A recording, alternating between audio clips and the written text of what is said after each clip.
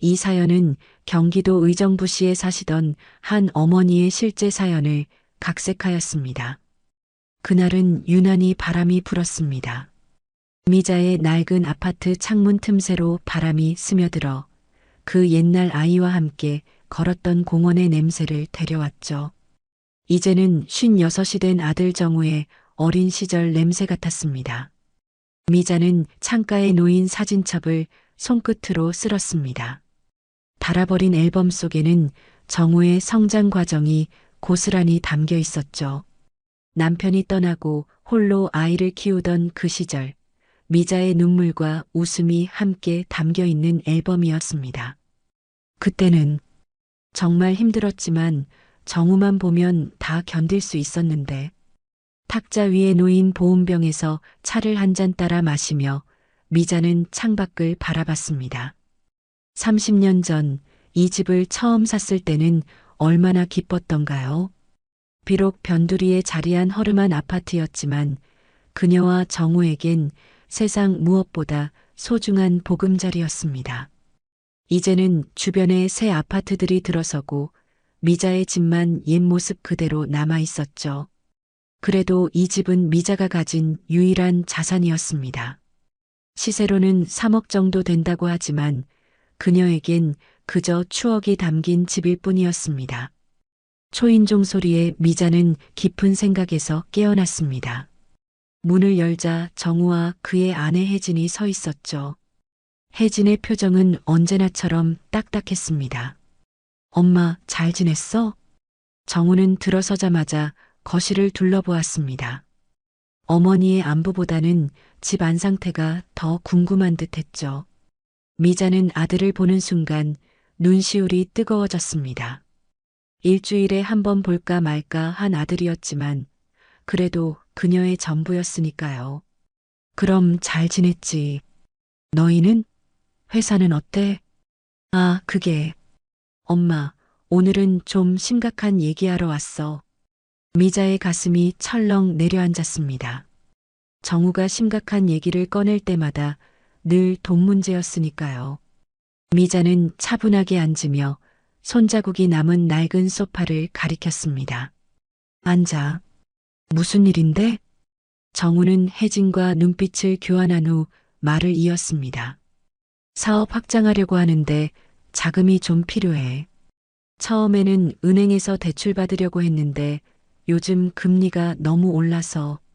미자는 말없이 아들의 말을 들었습니다. 벌써 세 번째였습니다. 첫 번째는 사업 시작 자금으로 1,000만 원, 두 번째는 거래처 확보를 위해 2천만 원, 그리고 이번에는 또 얼마를 원하는 걸까요? 얼마나 필요한데? 정우는 입술을 깨물더니 조심스럽게 말했습니다. 5천만 원만 있으면 돼. 진짜 이번이 마지막이야. 이거만 해결되면 사업이 완전히 궤도에 올라서 엄마한테 다 갚을 수 있어. 미자의 눈앞이 캄캄해졌습니다. 5천만 원이라니. 그녀에게는 너무 큰 금액이었습니다. 지난번 2천만 원을 마련하기 위해 적금을 깨고 친구에게 빌렸던 돈도 아직 다 갚지 못한 상황이었죠. 정우야, 그건 엄마가 어떻게 해? 미자의 말이 채 끝나기도 전에 정우의 얼굴이 굳어졌습니다. 혜진은 한숨을 내쉬며 미자를 쳐다봤습니다. 그 눈빛 속에는 역시 그럴 줄 알았다는 냉소가 담겨 있었죠. 엄마, 이 집만 담보로 잡으면 돼.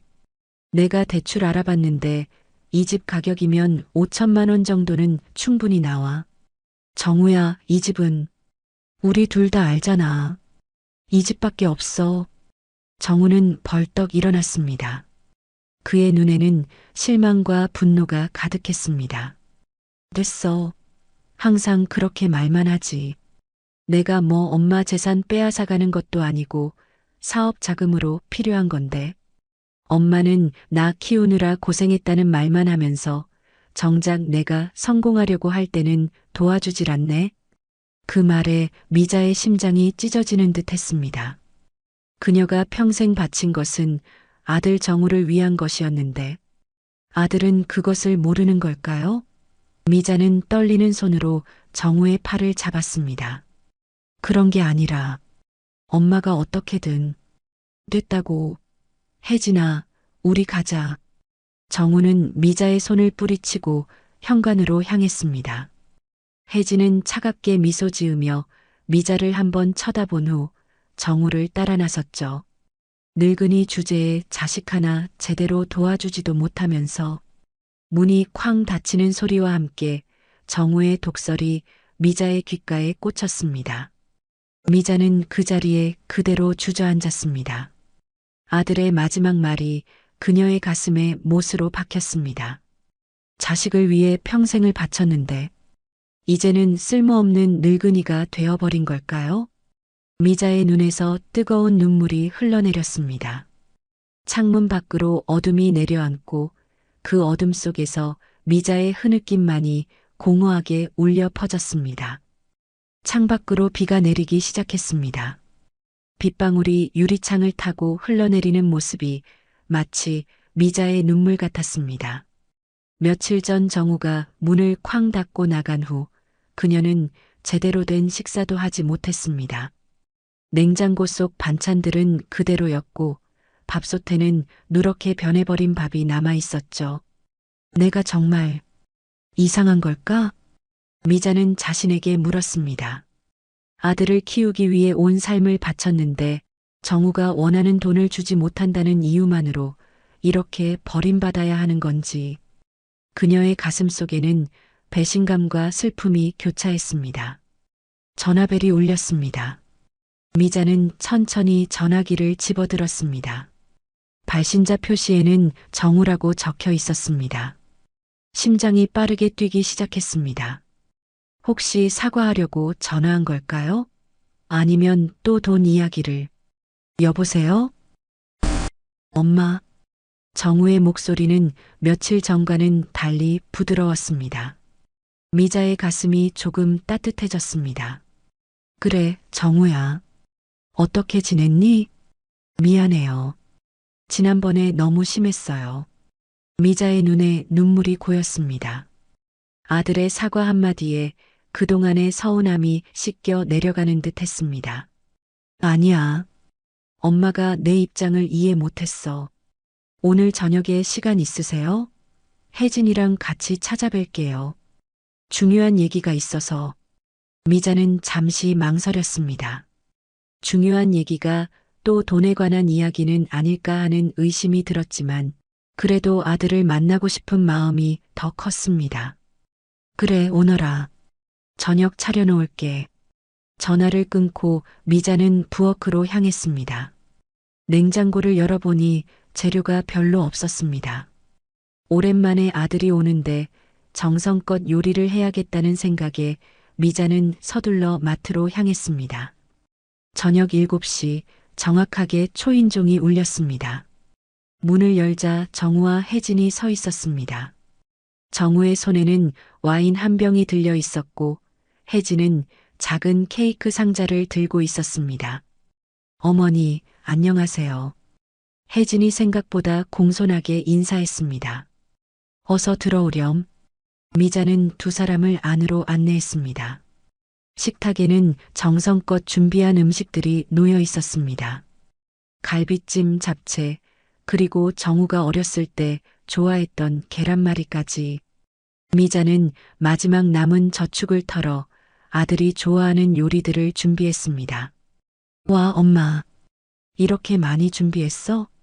정우는 식탁을 보며 놀란 듯 말했습니다. 미자는 웃으며 고개를 끄덕였습니다. 내가 좋아하는 것만 했어. 자, 어서 먹자. 식사는 의외로 화기애애한 분위기 속에서 진행되었습니다. 정우는 회사 이야기를 하고 혜진은 최근 배운 요리 수업에 대해 이야기했습니다.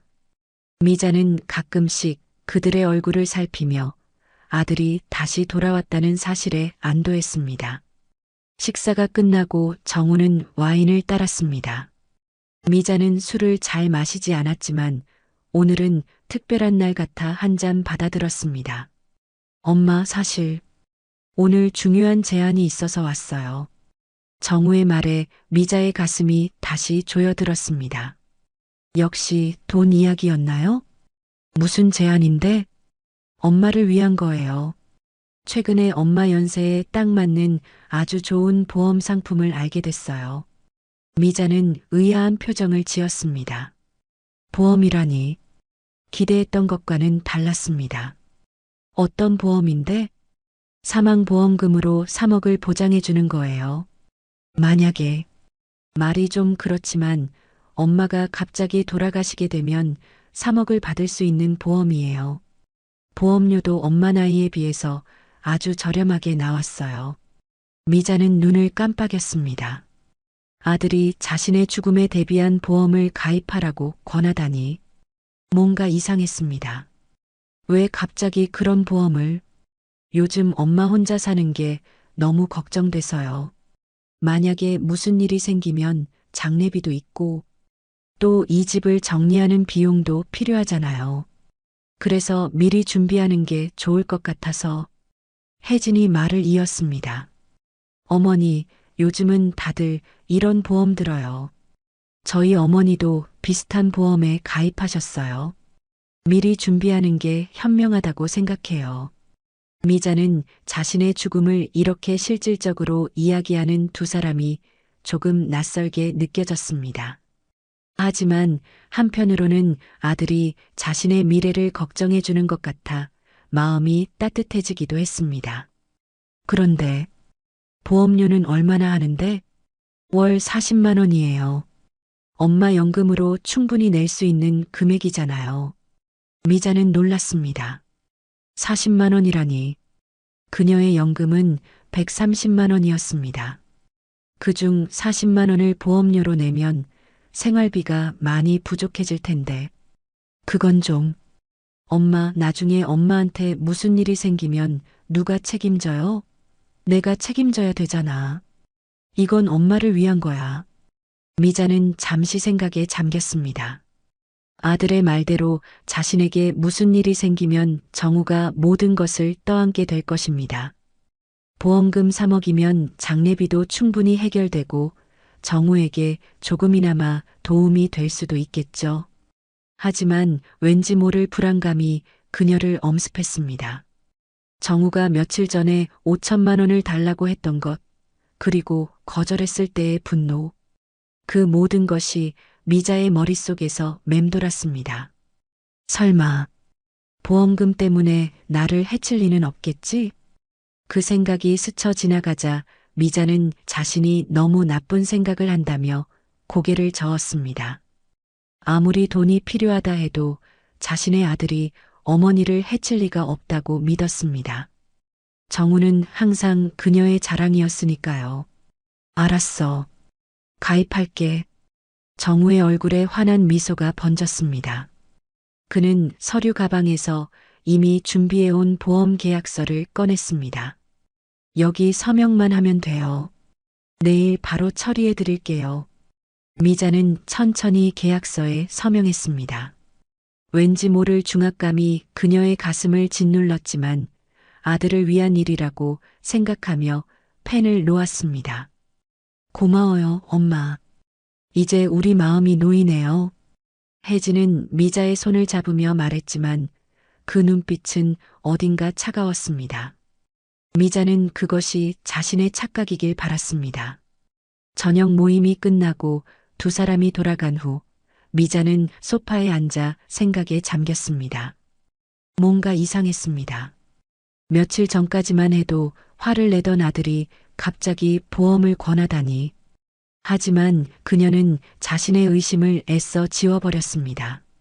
자식을 의심하는 것은 어머니로서 할 수 없는 일이었으니까요. 그날 밤 미자는 쉽게 잠들지 못했습니다.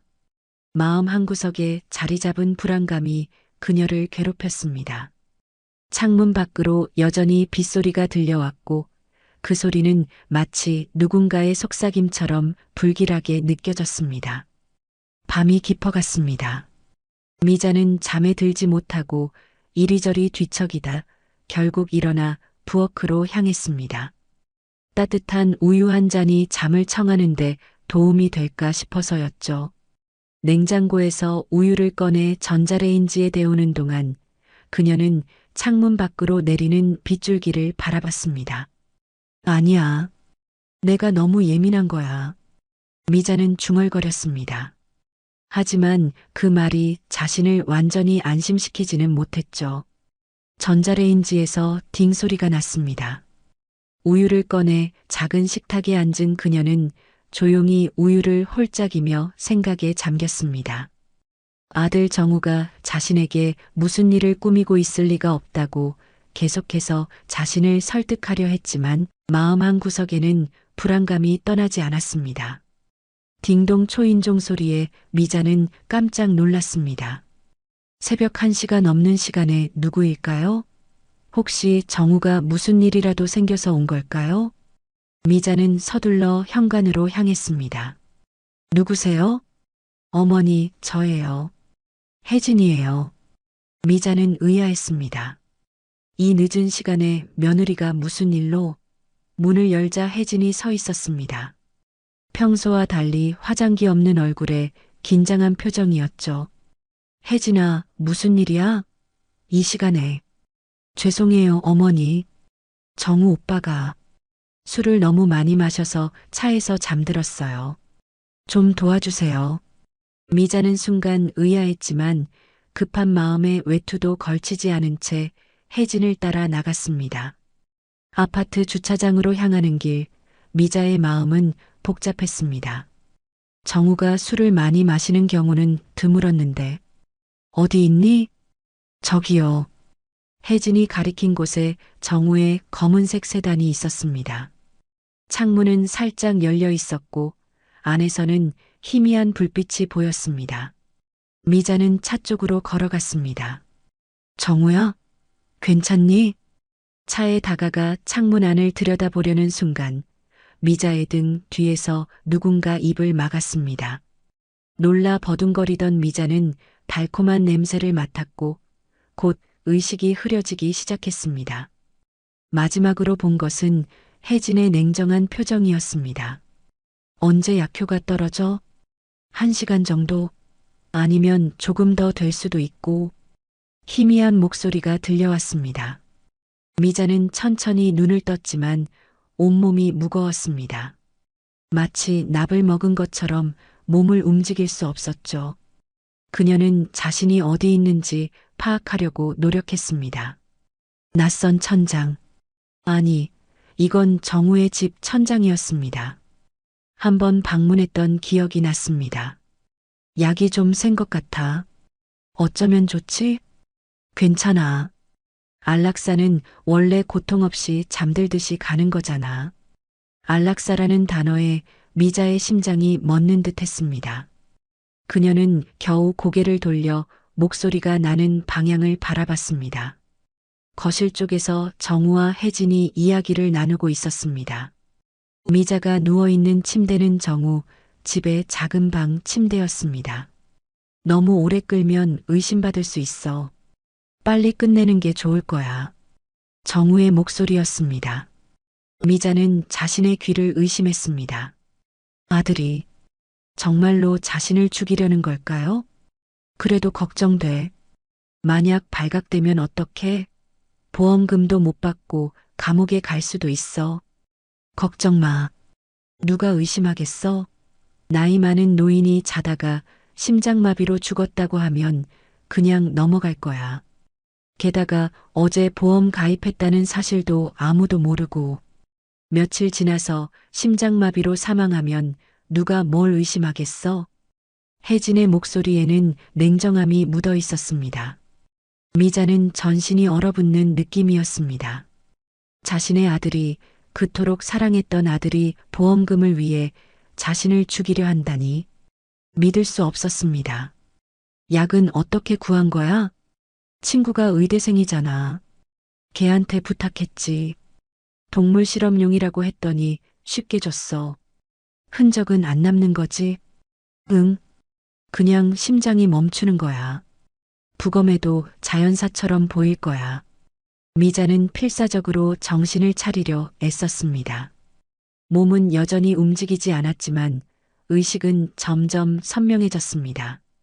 정우와 혜진은 거실에서 계속 대화를 나누고 있었고 그들이 미자가 깨어났다는 사실을 알아차리지 못한 것 같았습니다. 3억 받으면 빚도 갚고 사업도 제대로 할 수 있겠다. 그래. 여기저기 돈 빌린 것도 갚고. 아, 어머니 보험금 받으면 우리 집도 이사 가자.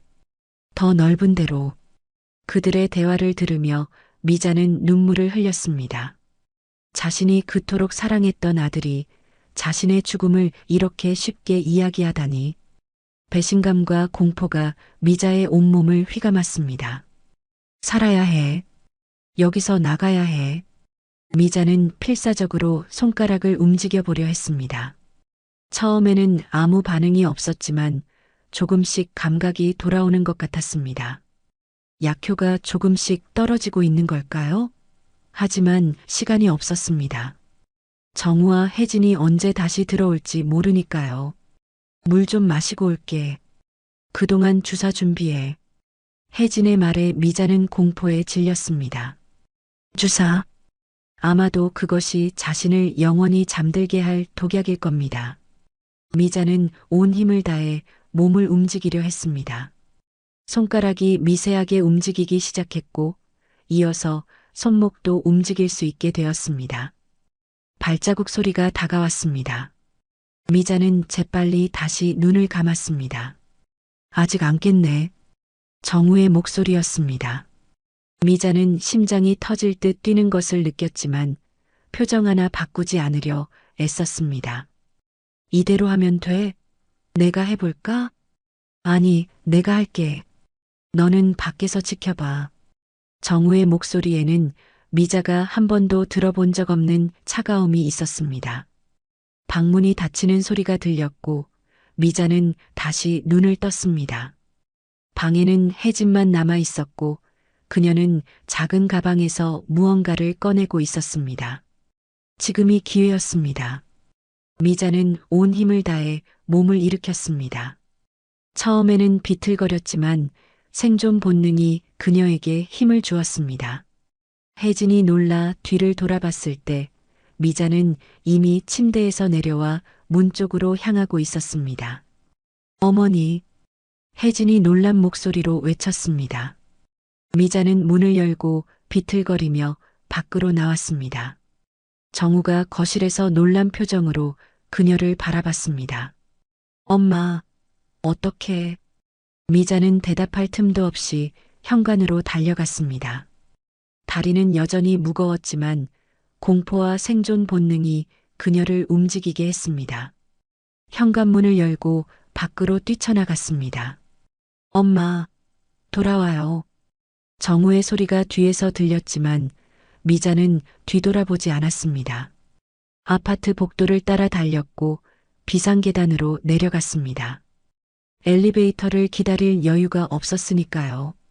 발소리가 뒤에서 들려왔습니다. 정우가 쫓아오고 있었습니다. 미자는 계단을 내려가면서 간신히 핸드폰을 꺼냈습니다. 그녀의 손가락이 덜덜 떨리며 119를 눌렀습니다. 119 구조대입니다. 무슨 일이십니까? 살려주세요. 아들이 절 죽이려고 해요. 미자의 목소리는 떨리고 있었습니다. 손에 쥔 전화기도 땀에 미끄러질 것 같았습니다. 현재 위치가 어디신가요? 해맑은 아파트 200동. 계단으로 내려가고 있어요. 빨리요. 지금 즉시 출동하겠습니다. 그곳에서 벗어나 안전한 곳으로 가세요. 미자는 겨우 1층까지 내려왔습니다. 아파트 로비로 나오자 경비원이 의아한 표정으로 그녀를 바라보았습니다. 아줌마, 괜찮으세요? 미자는 경비원에게 달려갔습니다. 살려주세요. 제 아들이 절 죽이려고 해요. 경비원은 당황한 표정으로 미자를 바라봤습니다. 그때 정우가 로비로 들어섰습니다. 아, 여기 계셨군요, 어머니. 약 드실 시간이에요. 치매가 있으셔서 가끔 이러세요. 정우는 경비원에게 미소를 지으며 말했습니다. 하지만 그의 눈은 차갑게 빛났습니다. 아니에요. 거짓말이에요. 이 사람이 절 죽이려고 해요. 보험금 때문에. 미자는 필사적으로 외쳤습니다. 경비원은 혼란스러운 표정으로 두 사람을 번갈아 보았습니다. 어머니, 진정하세요. 집에 가서 약 드시면 괜찮아질 거예요. 정우가 미자의 팔을 잡으려 했지만 그녀는 힘껏 뿌리쳤습니다. 만지지 마. 경찰 불렀어. 곧 올 거야. 그 순간 멀리서 사이렌 소리가 들려왔습니다. 정우의 얼굴이 창백해졌습니다. 그는 잠시 망설이더니 뒤돌아 빠르게 도망치기 시작했습니다. 저 사람 잡아요. 절 죽이려고 했다고요. 미자는 경비원에게 소리쳤지만 그는 어찌할 바를 모르는 표정으로 그저 서 있을 뿐이었습니다. 사이렌 소리는 점점 가까워졌고 곧 경찰차와 구급차가 아파트 앞에 도착했습니다. 미자는 구급대원들에게 상황을 설명했고 경찰은 즉시 정우와 혜진을 찾기 시작했습니다. 구급대원은 미자의 상태를 확인한 후 그녀가 약물에 노출되었을 가능성이 높다고 판단했습니다. 병원으로 모셔야 할 것 같습니다. 혈액 검사를 통해 어떤 약물이 투여되었는지 확인해야 합니다. 미자는 고개를 끄덕였습니다. 그녀는 구급차에 실려 병원으로 향하는 동안 자신이 살아남았다는 사실이 믿기지 않았습니다. 아들이, 그토록 사랑했던 아들이 자신을 죽이려 했다는 현실이 너무나 고통스러웠습니다.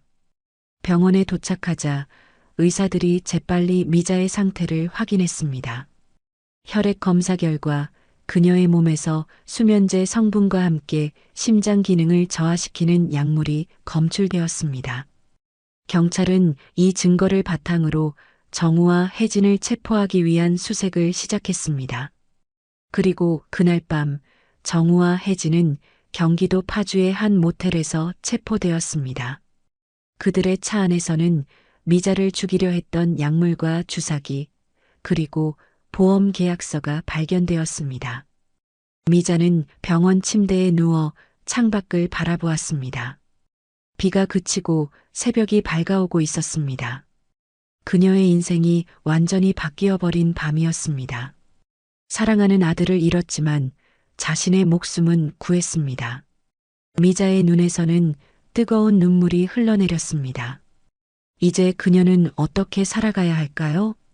하얀 병실 천장을 바라보며 미자는 지난 사흘을 보냈습니다. 점적액이 천천히 떨어지는 소리만이 적막한 병실에 울렸습니다. 창문으로 들어오는 햇살이 따스했지만 미자의 마음은 여전히 얼어붙은 듯 했습니다. 어떻게 내 아들이. 미자는 수십 번, 아니 수백 번 같은 생각을 반복했습니다. 경찰이 알려준 사실들이 머릿속을 맴돌았습니다. 정우와 혜진은 5개월 전부터 이 계획을 세워왔다고 합니다. 사업 실패로 2억 원의 빚을 진 그들은 미자의 보험금을 노리고 있었던 것이죠. 미자가 5천만 원을 빌려달라는 요구를 거절했을 때 그들은 더 큰 돈을 얻기 위한 극단적인 선택을 했습니다. 박 여사님, 점심 식사 시간이에요. 간호사가 밝은 목소리로 말하며 병실로 들어왔습니다.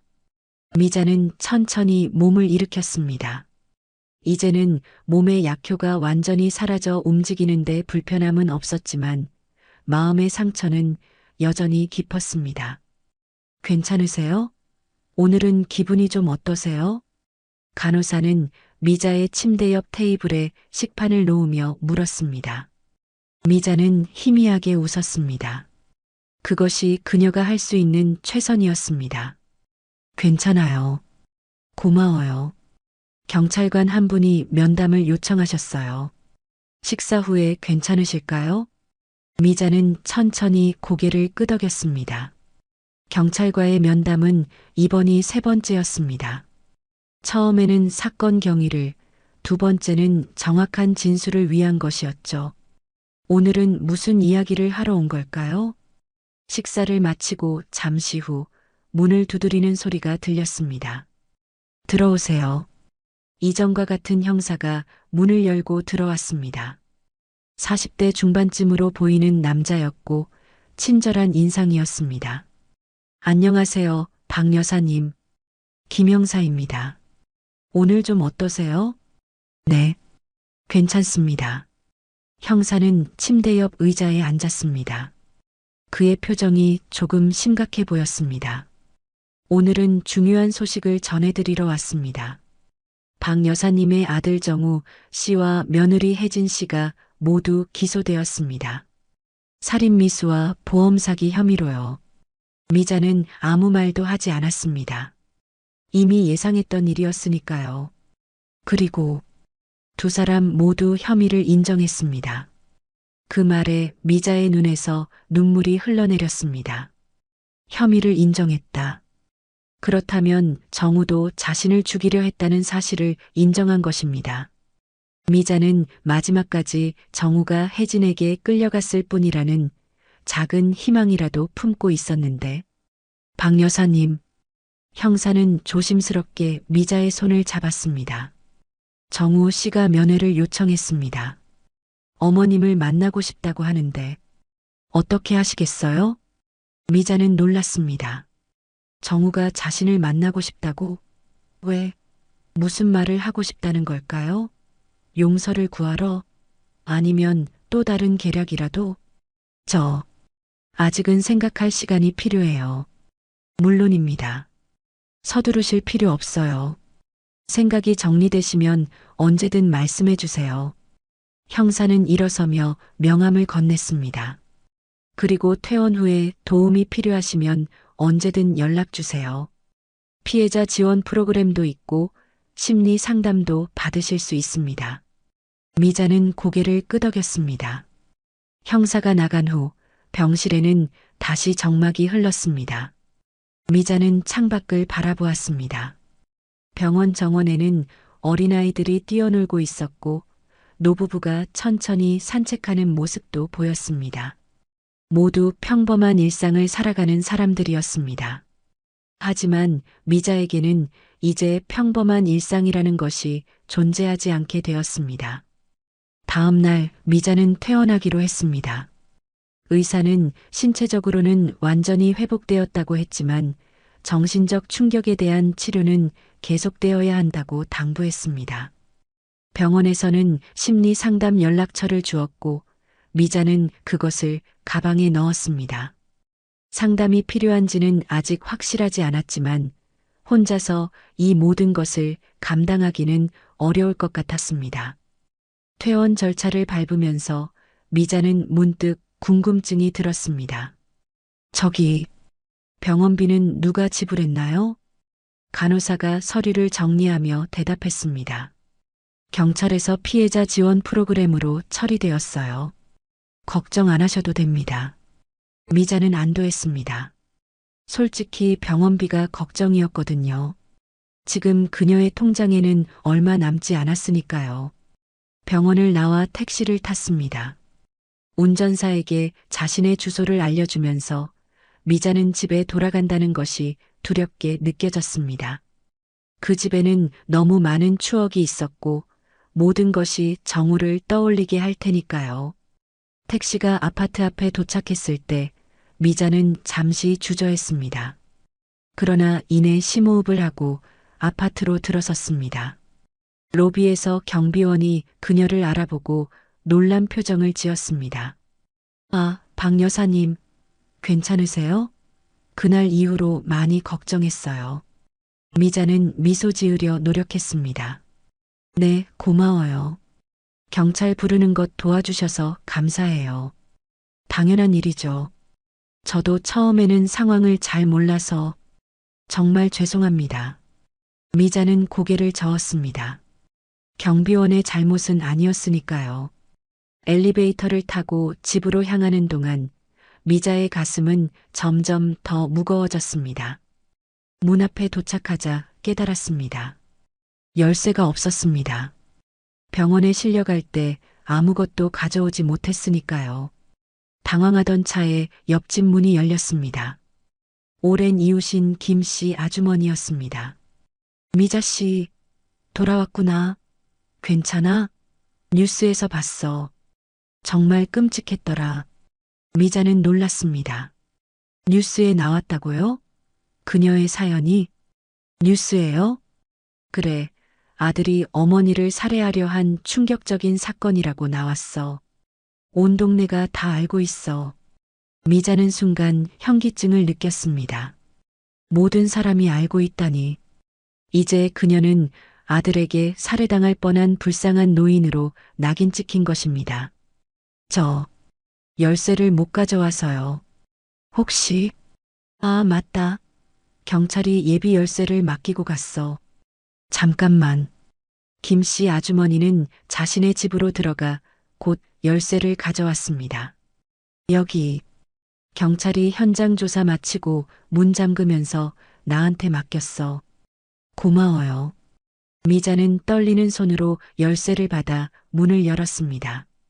집 안으로 들어서자 익숙한 냄새가 그녀를 맞이했습니다.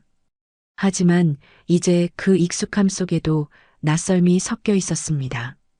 이곳이 정우가 그녀를 죽이려고 계획했던 곳이라고 생각하니 소름이 돋았습니다. 거실을 둘러보니 경찰이 수색한 흔적이 곳곳에 남아 있었습니다. 서랍장이 살짝 열려 있고 책장의 책들도 정리되지 않은 채였습니다. 미자는 천천히 집안을 돌아다녔습니다. 침실에 들어서자 침대 위에 정우의 어릴 적 사진이 놓여 있었습니다. 미자는 그 사진을 집어들었습니다. 5살 무렵의 정우였습니다. 환하게 웃고 있는 아이의 모습. 언제부터 저 순수한 아이가 자신의 어머니를 죽이려는 사람으로 변한 것일까요? 미자는 사진을 가슴에 안고 침대에 쓰러지듯 앉았습니다. 그리고 오랜만에 소리내어 울었습니다. 울음이 잦아들 무렵 전화벨이 울렸습니다. 미자는 천천히 일어나 전화를 받았습니다. 여보세요? 박미자 씨 맞으신가요? MBC 뉴스부 김 기자입니다. 최근 사건에 관한 인터뷰를 요청드리려고. 미자는 즉시 전화를 끊었습니다. 그리고 몇 초 후 다시 전화벨이 울렸습니다. 이번에는 다른 방송사였습니다. 미자는 그 전화도 끊고 결국 전화선을 뽑아버렸습니다. 창문으로 밖을 내다보니 아파트 앞에 방송국 차량 몇 대가 주차되어 있었습니다. 기자들이 그녀를 기다리고 있는 것 같았습니다. 미자는 창문 커튼을 내렸습니다. 그녀는 지금 인터뷰를 할 상태가 아니었습니다. 그저 혼자 있고 싶을 뿐이었죠. 저녁이 되자 허기가 느껴졌습니다. 냉장고를 열어보니 썩어버린 반찬들만 가득했습니다. 병원에 있는 동안 아무도 관리하지 않았으니 당연했죠. 미자는 냉장고를 정리하고 집에 있던 라면을 끓여 간단히 저녁을 해결했습니다. 식사를 마치고 TV를 켰을 때 뉴스에서 그녀의 사건이 다뤄지고 있었습니다. 미자는 놀라 채널을 바꿨지만 다른 채널에서도 비슷한 내용을 보도하고 있었습니다. 결국 TV를 끄고 창밖을 바라봤습니다. 어둠이 내려앉은 도시의 불빛들이 반짝이고 있었습니다. 그때 초인종이 울렸습니다. 미자는 경계하며 인터폰을 통해 확인했습니다. 누구세요? 박 여사님, 김영사입니다. 잠시 얘기 좀 나눌 수 있을까요? 미자는 안도하며 문을 열었습니다. 김영사가 서류 가방을 들고 서 있었습니다. 죄송합니다. 이렇게 늦게 찾아와서. 기자들 때문에 고생하고 계시죠? 미자는 고개를 끄덕였습니다. 김영사를 거실로 안내하며 말했습니다. 차라도 한 잔 드릴까요? 아니요, 괜찮습니다. 박 여사님께 중요한 정보를 알려드리려고 왔습니다. 김영사는 가방에서 서류를 꺼냈습니다. 정우 씨와 혜진 씨의 진술을 종합해 본 결과 이들은 지난 5개월 동안 이 계획을 준비해 왔습니다. 정우 씨의 사업이 실패하고 많은 빚을 지게 되자 혜진 씨가 먼저 이 계획을 제안했다고 합니다. 미자는 가슴이 아팠습니다. 혜진이 제안했다니. 하지만 정우가 그것을 받아들인 것이니 결국 둘 다 마찬가지였습니다. 그리고 정우 씨가 이것을 여사님께 전해달라고 했습니다. 김영사는 봉투 하나를 건넸습니다. 미자는 망설이다가 봉투를 열었습니다. 안에는 정우의 글씨로 쓴 편지가 있었습니다. 읽어볼게요. 미자는 천천히 편지를 펼쳤습니다. 정우의 글씨체는 어릴 적부터 변함이 없었습니다. 어머니, 제가 무슨 말을 해도 용서받기 힘들다는 것을 압니다. 저는 어머니를 죽이려 했고 그 죗값을 치를 것입니다. 하지만 단 하나 어머니께 진실을 알려드리고 싶었습니다. 저는 어머니를 미워해서가 아니라 너무나 절박했기 때문에 그런 선택을 했습니다. 사업 실패로 2억 원의 빚을 지고 대출 상환일은 다가오는데 해결책이 없었습니다. 그때 혜진이가 보험 이야기를 꺼냈고 저는 그 유혹에 빠졌습니다. 어머니, 정말 죄송합니다. 당신은 최고의 어머니였습니다. 저 같은 못난 자식을 두셨다는 것이 당신의 불행일 뿐입니다. 부디 저를 잊으시고 새 삶을 살아가세요. 아들 정우 올림. 편지를 다 읽은 미자의 눈에서는 눈물이 흘렀습니다. 정우의 사과가 진심인지 아니면 가명을 위한 연기인지 알 수 없었습니다. 하지만 그것이 중요한가요? 이미 일어난 일은 바뀌지 않을 테니까요. 정우 씨는 15년에서 20년 사이에 징역형을 받을 가능성이 높습니다. 혜진 씨도 마찬가지고요. 김영사가 조용히 말했습니다. 미자는 말없이 고개를 끄덕였습니다. 박 여사님, 이 모든 일이 끝나면 어떻게 하실 생각이세요? 미자는 창밖을 바라봤습니다. 그녀의 삶은 이제 어떻게 될까요? 아들은 감옥에 가고 그녀는 홀로 남겨질 것입니다. 그리고 모든 사람이 그녀의 불행한 사연을 알고 있을 테고요. 아직 잘 모르겠어요. 하루하루 살아가는 것만으로도 벅찰 것 같아요. 이해합니다. 시간이 필요하실 거예요. 그리고 이것 드릴게요. 김영사는 명함 한 장을 건넸습니다. 심리 상담사의 명함이었습니다. 이분은 비슷한 사례를 많이 다뤄보신 전문가세요. 이야기 나누시면 도움이 될 거예요. 미자는 명함을 받아들었습니다. 상담.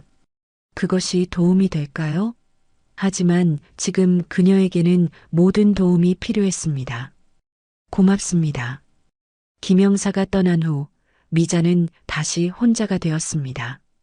그녀는 침대에 누워 천장을 바라보았습니다. 이것이 그녀의 새로운 현실이었습니다. 아들에게 배신당하고 모든 사람들에게 동정의 대상이 된. 그러나 미자는 결심했습니다. 이대로 무너지지 않겠다고. 아직 그녀에게는 살아갈 이유가 있었습니다. 아직 그녀의 이야기는 끝나지 않았으니까요. 아침이 밝았습니다. 창문으로 스며드는 햇살에 눈을 뜬 미자는 한동안 자신이 어디 있는지 기억하지 못했습니다. 잠시 후 모든 기억이 그녀를 덮쳤고 가슴 한구석이 다시 무거워졌습니다. 하지만 어제와는 조금 달랐습니다. 아주 미세하게나마 그녀의 마음에 결단이 서려하고 있었으니까요. 침대에서 일어나 창밖을 내다보니 아파트 앞에 여전히 몇 대의 취재 차량이 주차되어 있었습니다. 미자는 한숨을 내쉬었습니다. 언제까지 이런 상황이 계속될까요? 그녀는 욕실로 향했습니다. 거울 속에 비친 자신의 모습이 낯설게 느껴졌습니다. 주름진 얼굴, 지친 눈, 그리고 그 눈 속에 담긴 슬픔. 미자는 천천히 세수를 시작했습니다. 아침 식사를 준비하려 부엌에 서자 냉장고가 텅 비어 있다는 사실을 다시 한번 깨달았습니다. 장을 봐야 했지만 기자들이 기다리고 있는 밖으로 나갈 용기가 나지 않았습니다. 그때 초인종이 울렸습니다. 미자는 경계하며 인터폰을 확인했습니다. 누구세요? 미자 씨, 나야. 옆집 순자. 미자는 안도했습니다. 김순자는 20년 넘게 옆집에 살아온 이웃으로 종종 서로 반찬을 나누고 이야기를 나누던 사이였습니다. 문을 열자 순자가 장바구니를 들고 서 있었습니다. 아침은 먹었니? 내가 몇 가지 가져왔어. 순자는 미자의 대답을 듣기도 전에 부엌으로 향했습니다. 바구니 안에는 반찬통과 과일, 그리고 몇 가지 기본 식료품이 들어 있었습니다. 이렇게 많이. 고마워. 미자의 눈시울이 붉어졌습니다. 이런 따뜻함이 그녀에게는 너무나 필요했습니다. 뭘, 이웃사촌이라고 이럴 때 도와야지. 근데 기자들 때문에 힘들지? 아래층 사는 영호 씨가 그러는데 어제부터 기자들이 주민들한테도 인터뷰 요청한다며? 근데 다들 거절했대. 우리 동네 사람들은 그런 것에 관심 없으니까 걱정 말고. 순자의 말에 미자는 조금 위안을 얻었습니다. 적어도 이웃들은 그녀의 사생활을 존중해 주는 것 같았으니까요. 근데 앞으로 어떻게 할 거니? 순자가 조심스럽게 물었습니다. 미자는 천천히 의자에 앉았습니다. 아직 잘 모르겠어. 하루하루 버티는 것만으로도 힘들어. 순자는 미자의 손을 꼭 잡았습니다. 너무 혼자 끙끙 앓지 마. 내가 있잖아. 그리고 우리 동네 노인정에서도 다들 걱정하고 있어. 나중에 마음이 편해지면 같이 가자. 바람도 쐬고. 미자는 고개를 끄덕였습니다. 순자는 미자를 위해 아침 식사를 차려주고 집안 청소도 도와주었습니다. 그리고 떠나기 전 미자에게 한 가지 제안을 했습니다. 우리 딸이 심리 상담사로 일하고 있어. 필요하면 연락해 볼래? 전문적인 도움을 받는 게 좋을 것 같아. 미자는 잠시 생각에 잠겼습니다. 김영사도 심리 상담을 권했었죠. 그리고 순자의 딸이라면 믿을 만할 것입니다. 그래, 연락처 좀 알려줘.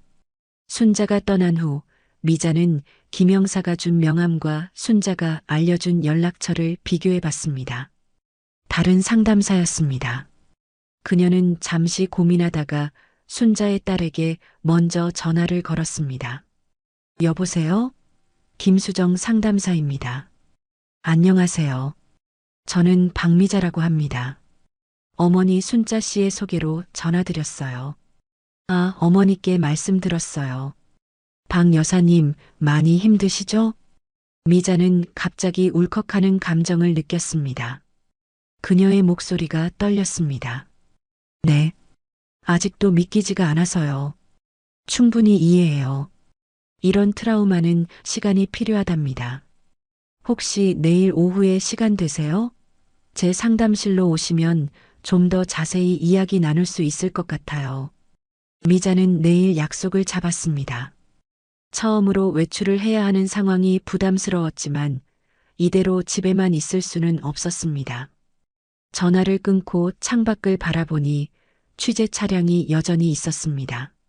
미자는 순자에게 다시 전화를 걸었습니다. 순자야, 내일 상담실에 가기로 했는데 기자들 때문에 걱정돼. 걱정 마. 우리 집 지하 주차장으로 와. 내가 차로 데려다 줄게. 그러면 기자들 눈에 안 띌 거야. 미자는 감사함에 눈물이 났습니다. 이렇게 자신을 도와주는 이웃이 있다는 것이 큰 위안이 되었습니다. 그날 오후 미자는 용기를 내어 집안을 정리하기 시작했습니다. 정우의 사진들을 보관할지 버릴지 고민하다가 결국 상자에 담아 옷장 맨 위에 올려두었습니다. 아직은 그를 완전히 지울 수 없었으니까요. 청소를 하면서 미자는 문득 정우와 혜진이 자신을 죽이려 했던 그날 밤을 떠올렸습니다. 그들이 준비한 약, 그리고 주사. 만약 그때 깨어나지 않았다면 미자는 이미 이 세상 사람이 아니었을 것입니다. 내가 살아남은 건 의미가 있는 걸까? 미자는 자신에게 물었습니다. 그녀의 삶에는 이제 무슨 의미가 남아 있을까요? 아들을 위해 살아온 인생이었는데 그 아들이 자신을 배신했으니. 하지만 미자는 곧 그런 생각을 떨쳐냈습니다. 아직 그녀에게는 살아야 할 이유가 있었습니다. 무엇인지는 모르지만 분명 있을 것입니다. 저녁 무렵 초인종이 다시 울렸습니다. 이번에는 김영사였습니다. 박 여사님, 좀 괜찮아지셨어요? 네, 조금은요. 들어오세요. 김영사는 거실로 들어와 자리에 앉았습니다. 기자들 때문에 많이 불편하시죠? 내일 경찰에서 공식적으로 기자회견을 열 예정입니다. 그러면 취재열이 조금 식을 거예요. 미자는 고개를 끄덕였습니다. 그리고 한 가지 더 말씀드릴 게 있습니다. 정우 씨가 계속 면회를 요청하고 있어요. 어머니를 꼭 만나고 싶다고 하는데. 미자는 침묵했습니다. 정우를 만날 준비가 되었을까요? 아들의 얼굴을 마주했을 때 그녀의 마음이 어떻게 반응할지 상상할 수 없었습니다. 시간을 더 주세요. 아직은. 물론입니다. 서두르실 필요 없어요. 그리고 이것도 드리러 왔습니다. 김영사는 봉투를 하나 건넸습니다. 미자가 열어보니 통장이 들어 있었습니다. 이건 정우 씨와 혜진 씨의 계좌에서 발견된 돈입니다. 조사 결과 여사님의 예금과 적금을 임의로 인출한 흔적이 있었어요. 그 돈을 돌려드리는 겁니다. 미자는 놀랐습니다. 자신도 모르게 돈이 빠져나갔다니. 통장을 확인해 보니 2,300만 원이 입금되어 있었습니다. 이런, 저도 몰랐어요.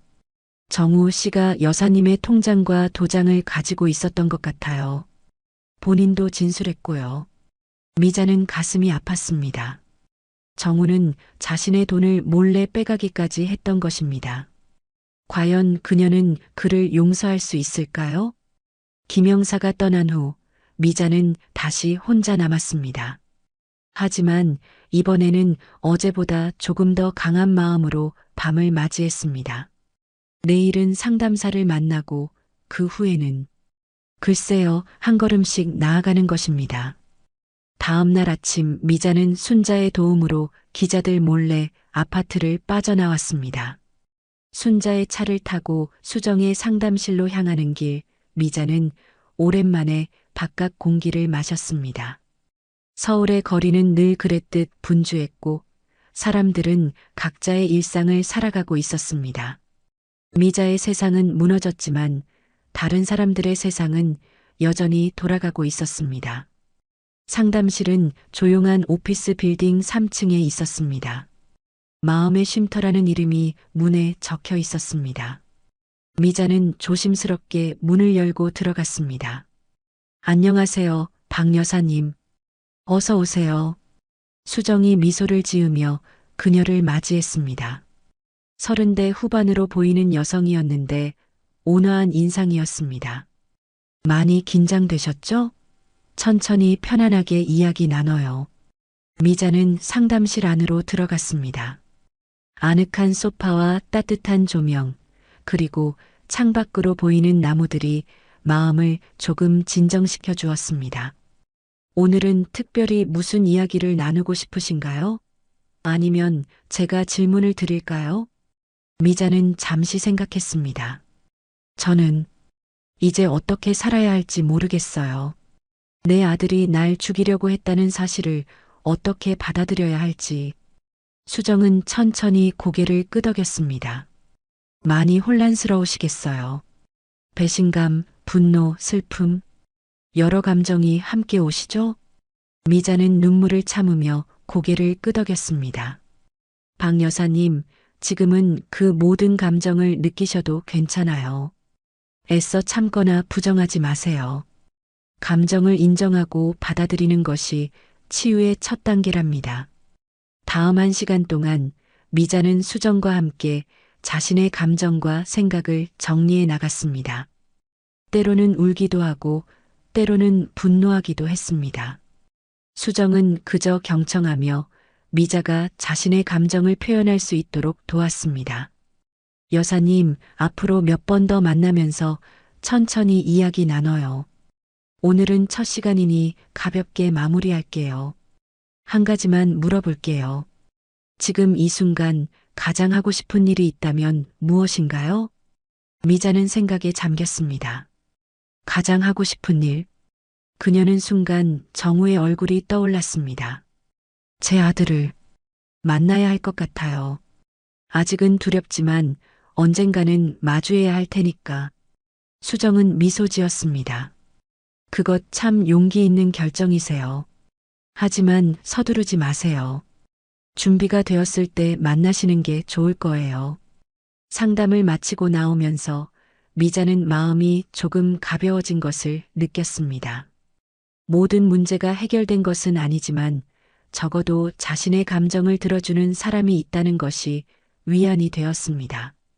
순자의 차를 타고 집으로 돌아오는 길, 미자는 창밖을 바라보며 생각했습니다. 그녀의 앞에는 아직 길고 어두운 터널이 있었습니다. 하지만 이제 그 터널의 끝에 작은 빛이 보이는 것 같았습니다. 아주 희미하지만 분명 있었습니다. 어때? 수정이하고 얘기해 보니까? 순자가 물었습니다. 좋았어. 고마워, 순자야. 내가 아니었으면. 에이, 뭘. 친구 좋다는 게 뭐야? 앞으로도 필요한 거 있으면 언제든지 말해. 집에 도착하자 기자들이 여전히 기다리고 있었습니다. 하지만 이번에는 어제보다 수가 줄어든 것 같았습니다. 지하 주차장을 통해 몰래 들어가면서 미자는 내일은 좀 더 나아질 것이라고 생각했습니다. 집에 돌아온 미자는 창가에 앉아 하늘을 바라봤습니다. 오후의 햇살이 따스했습니다. 그녀는 문득 자신의 낡은 아파트를 둘러보았습니다. 이곳에서 30년을 살았고 정우를 키웠습니다. 하지만 이제 이곳은 그녀에게 슬픔과 배신의 상징이 되어버렸습니다. 새로운 시작이 필요할지도. 미자는 중얼거렸습니다. 이사를 가는 것은 어떨까요? 아니면 이 아파트를 팔고 작은 전원주택으로 이사하는 것은? 갑자기 그녀의 머릿속에 여러 생각이 스쳐 지나갔습니다. 아직 구체적인 계획은 없었지만 적어도 변화에 대한 생각을 하는 것만으로도 미자는 한 걸음 나아간 느낌이었습니다. 그날 밤 미자는 오랜만에 편안하게 잠들었습니다. 내일은 또 다른 하루가 될 것입니다. 어쩌면 조금 더 나은 하루가 될지도 모르죠. 미자의 생활에 조금씩 변화가 생기기 시작했습니다. 일주일에 2번 그녀는 수정의 상담실을 방문했습니다. 상담을 통해 미자는 자신의 감정을 정리하고 앞으로 나아갈 힘을 조금씩 얻었습니다. 기자들도 점차 줄어들었고 한 달이 지날 무렵에는 완전히 사라졌습니다. 세상은 항상 새로운 뉴스를 찾아 움직이니까요. 오늘도 미자는 상담을 마치고 집으로 돌아왔습니다. 이제는 순자의 도움 없이도 혼자서 외출할 수 있게 되었습니다. 작은 변화였지만 미자에게는 큰 진전이었습니다. 집에 돌아와 우편함을 확인하던 미자는 법원에서 온 통지서를 발견했습니다. 정우와 혜진의 재판이 다음 주 금요일에 있다는 내용이었습니다. 미자의 가슴이 다시 조여들었습니다. 그동안 그녀는 재판에 대해 생각하지 않으려고 노력했지만 이제는 피할 수 없는 현실이 되었습니다. 거실 소파에 앉아 통지서를 다시 읽으며 미자는 깊은 생각에 잠겼습니다. 증인으로 출석해야 할까요? 정우를 법정에서 다시 마주할 준비가 되었을까요? 전화벨이 울렸습니다. 김영사였습니다. 박 여사님, 재판 통지서 받으셨죠? 네, 방금 확인했어요. 혹시 증인으로 출석하실 의향이 있으신지? 물론 강요하는 건 아닙니다. 여사님의 심적 부담을 고려해서 검찰에서는 병원 진단서와 초기 진술로 대체할 수도 있다고 합니다. 미자는 잠시 망설였습니다. 재판장에서 정우와 혜진을 마주하는 것은 분명 고통스러운 일이겠지만 언젠가는 해야 할 일이었습니다. 제가 출석할게요. 괜찮을 것 같아요. 김영사의 목소리에 놀라움이 묻어났습니다. 정말요? 힘드실 텐데. 네, 제 이야기를 직접 해야 할 것 같아서요. 그리고 정우를 한번 봐야 할 것 같기도 하고. 알겠습니다. 정말 용기 있는 결정이세요. 제가 재판 당일에 모셔다 드릴게요. 전화를 끊고 미자는 심호흡을 했습니다. 과연 재판장에서 정우를 마주했을 때 그녀는 어떤 감정을 느낄까요? 아직도 그를 사랑하는 어머니로서의 마음일까요? 아니면 배신감과 분노일까요? 재판 전날 미자는 수정과 특별 상담 시간을 가졌습니다. 내일 어떤 감정이 들더라도 그건 자연스러운 거예요. 억지로 강해지려 하지 마세요. 그저 있는 그대로의 감정을 받아들이세요. 수정의 조언이 미자에게 위안이 되었습니다. 집으로 돌아와 미자는 오랜만에 정우의 사진을 꺼내 보았습니다. 어릴 적부터 성인이 될 때까지 그의 성장 과정이 담긴 사진들. 어떻게 이런 아이가 자신의 어머니를 해치려 했을까요? 미자는 여전히 이해할 수 없었습니다. 재판 당일 김영사가 약속대로 미자를 데리러 왔습니다. 미자는 오랜만에 정장을 입었습니다. 검은색 정장에 흰 블라우스, 그리고 단정한 구두. 모두 오래전 정우의 대학 졸업식 때 입었던 옷이었습니다. 준비되셨나요? 김영사가 물었습니다. 미자는 고개를 끄덕였습니다. 그녀의 손은 떨리고 있었지만 마음은 단단했습니다. 법원으로 향하는 차 안에서 김영사는 재판 과정에 대해 설명해 주었습니다. 검사의 질문에 답하고 변호사의 반대 신문을 받는 과정. 미자는 모든 것을 집중해서 들었습니다. 법원에 도착하자 취재진이 몇몇 기다리고 있었습니다. 미자는 김영사의 안내로 그들을 피해 법정으로 들어갔습니다. 법정 안은 조용했고 몇몇 사람들이 이미 자리에 앉아 있었습니다. 미자는 증인석 근처에 마련된 의자에 앉았습니다. 시간이 흘러 재판이 시작되었습니다. 판사가 입정하고 곧 피고인들이 입장했습니다. 미자의 심장이 빠르게 뛰기 시작했습니다. 정우와 혜진이 수갑을 찬 채로 들어왔습니다. 두 사람 모두 수감 생활로 인해 얼굴이 헬쑥해 보였습니다. 정우는 법정에 들어서자마자 주변을 둘러봤고 곧 미자와 눈이 마주쳤습니다. 그의 눈에 놀라움이 스쳤고 이어서 깊은 슬픔이 비쳤습니다. 미자는 그 눈빛을 똑바로 마주했습니다. 그녀의 가슴이 아팠지만 눈을 돌리지 않았습니다. 재판이 진행되면서 검사는 사건의 경위를 설명했습니다. 어떻게 정우와 혜진이 계획을 세웠고 어떻게 실행에 옮겼는지 모든 것이 자세히 언급되었습니다. 미자는 그 과정을 듣는 것이 고통스러웠지만 끝까지 견뎠습니다. 다음으로 피해자 박미자 씨의 증언을 듣겠습니다. 미자는 천천히 일어나 증인석으로 향했습니다. 선서를 하고 자리에 앉자 검사가 질문을 시작했습니다. 박 여사님, 당시 상황에 대해 기억나는 대로 말씀해 주시겠습니까? 미자는 깊게 숨을 들이마시고 이야기를 시작했습니다. 어떻게 정우가 보험 가입을 권유했고 그날 밤 어떻게 그녀를 속여 집 밖으로 나오게 했는지, 그리고 어떻게 그들의 대화를 엿듣게 되었는지 모든 것을 차분하게 설명했습니다. 이야기를 하는 동안 미자는 한 번도 정우를 직접 바라보지 않았습니다. 아직은 그럴 용기가 나지 않았습니다. 검사의 질문이 끝나고 정우의 변호사가 일어섰습니다. 박 여사님, 아드님과는 평소 관계가 어떠셨습니까? 좋았습니다. 제가 알기로는 그랬습니다. 혹시 아드님이 경제적으로 어려움을 겪고 있다는 것을 아셨나요? 네, 알고 있었습니다. 돈을 빌려달라고 여러 번 요청했었고 제가 도울 수 있는 만큼 도왔습니다. 그런데도 5천만 원을 빌려달라고 했을 때는 거절하셨죠? 네. 그때는 제가 그만큼의 돈을 마련할 수 없었습니다. 변호사의 질문은 계속되었지만 미자는 흔들리지 않고 진실만을 말했습니다. 마지막으로 변호사가 물었습니다.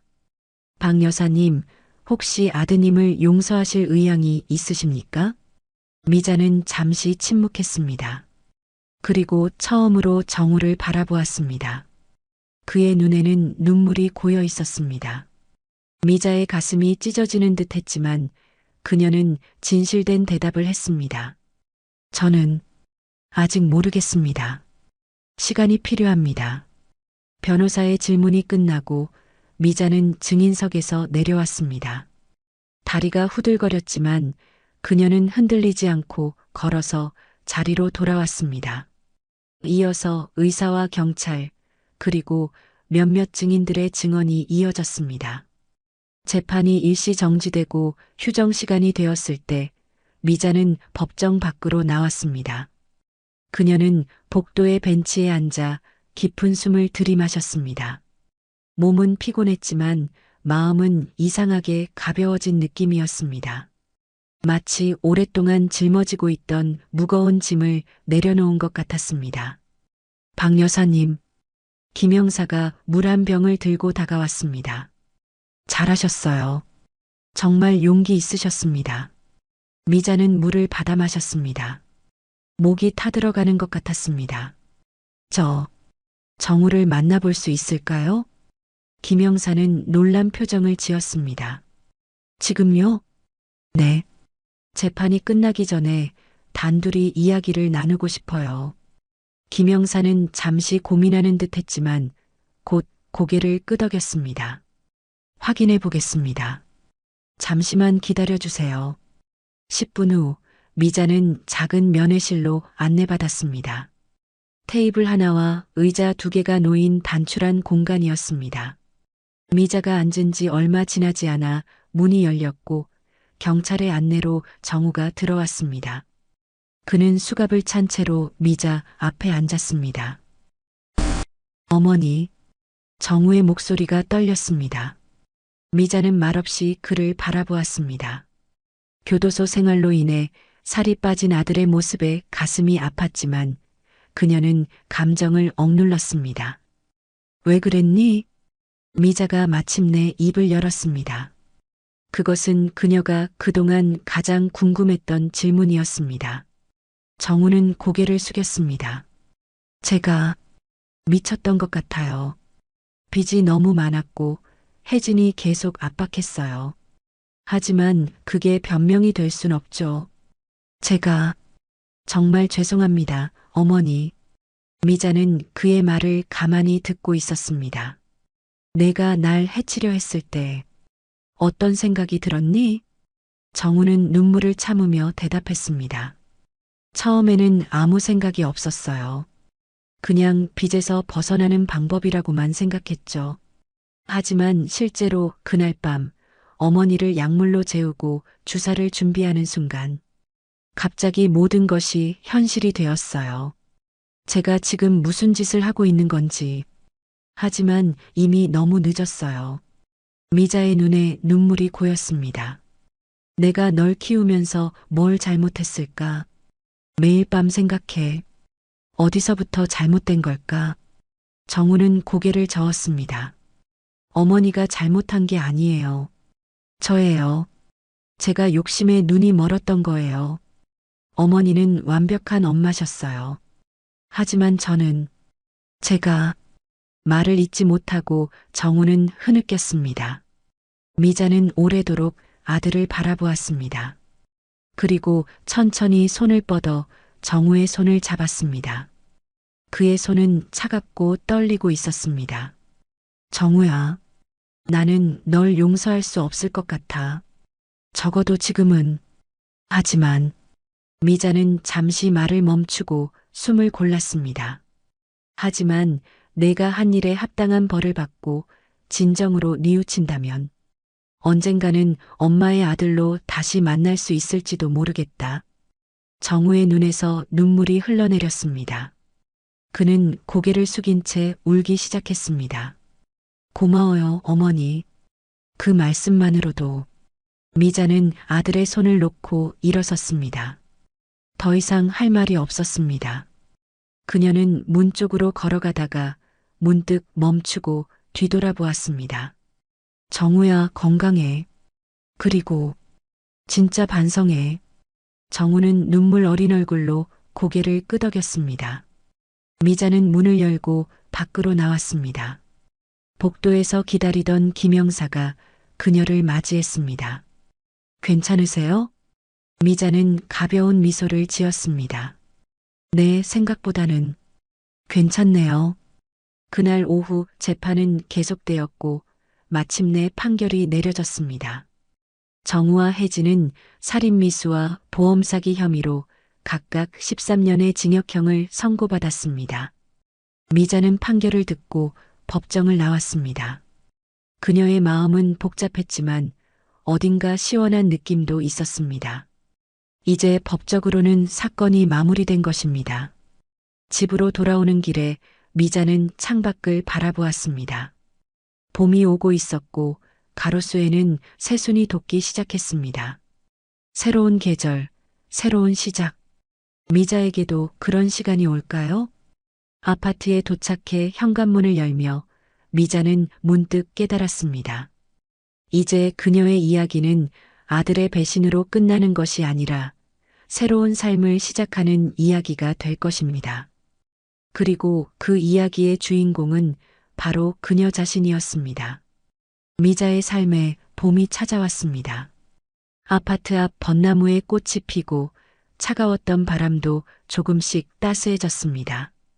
재판이 끝난 지 한 달이 지났고 미자는 조금씩 일상을 회복해 나가고 있었습니다. 오늘도 미자는 수정의 상담실을 찾았습니다. 이제는 매주 한 번으로 상담 횟수가 줄었지만 여전히 그녀에게 중요한 시간이었습니다. 박 여사님, 요즘은 어떠세요? 수정이 따뜻한 미소로 물었습니다. 조금씩 나아지는 것 같아요. 밤에 악몽을 꾸는 횟수도 줄었고 아침에 일어났을 때 가슴이 너무 무겁지는 않아요. 수정은 만족스러운 표정으로 고개를 끄덕였습니다. 정말 잘하고 계세요. 트라우마 치유는 시간이 필요한 과정인데 여사님은 정말 용기 있게 이겨내고 계세요. 미자는 조금 쑥스러워하며 웃었습니다. 칭찬에 익숙하지 않았기 때문이죠. 그런데 한 가지 생각하고 있는 게 있어요. 무엇인가요? 이사를 가려고 해요. 이 집에는 너무 많은 기억이 있어서 새로운 곳에서 다시 시작하고 싶어요. 수정은 관심 있게 들었습니다. 어디로 가실 생각이세요? 아직 정확하게 정하진 않았어요. 하지만 서울 외곽이나 경기도 쪽의 조용한 동네가 좋을 것 같아요. 작은 아파트나 전원주택 같은 정말 좋은 계획이네요. 환경을 바꾸는 것이 새로운 시작에 도움이 될 거예요. 미자는 이미 부동산을 몇 군데 알아보기 시작했습니다. 자신의 아파트는 오래되었지만 위치가 좋아 지금은 3억 5천만 원 정도의 가치가 있었습니다. 그 돈이면 서울 외곽의 작은 전원주택이나 신축 아파트를 구할 수 있을 것입니다. 그리고 이사 후에 취미 활동이나 봉사 활동 같은 것도 시작해 보려고요. 수정의 눈이 반짝였습니다. 그거 정말 좋은 생각이에요. 어떤 활동을 생각하고 계신가요? 글쎄요. 예전에 꽃꽂이를 좋아했었는데 다시 시작해 볼까 해요. 그리고 가끔 노인정에서 독거노인들을 위한 봉사활동도 해보고 싶고 미자의 눈빛이 이전과 달라졌습니다. 더 이상 슬픔에 잠긴 눈빛이 아니라 희망이 담긴 눈빛이었습니다. 박 여사님, 정말 자랑스러워요. 이렇게 앞으로 나아가는 모습을 보니 제가 다 기뻐요. 상담을 마치고 나오면서 미자는 오늘따라 발걸음이 가벼웠습니다. 집으로 돌아가는 길에 그녀는 문득 길가의 꽃집에 들렀습니다.